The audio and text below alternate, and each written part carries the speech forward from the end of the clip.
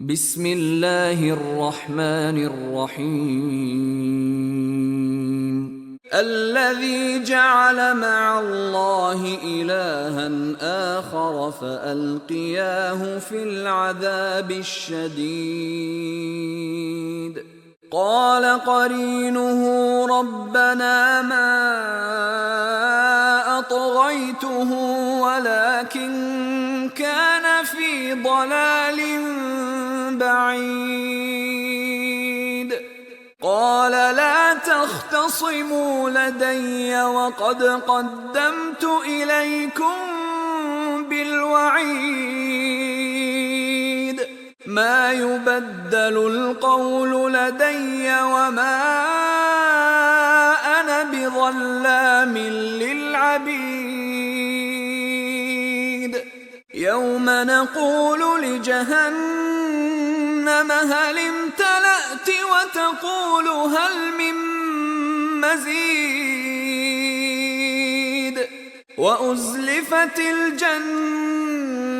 للمتقين غير بعيد هذا ما توعدون لكل أواب حفيظ من خشي الرحمن بالغيب وجاء بقلب منيب ادخلوها بسلام ذلك يوم الخلود لهم ما يشاءون فيها ولدينا مزيد وكم أهلكنا قبلهم من قرن هم أشد منهم بطشا فنقبوا في البلاد هل من محيص إن في ذلك لذكرى لمن كان له قلب أو ألقى السمع وهو شهيد ولقد خلقنا السماوات والأرض وما بينهما في 6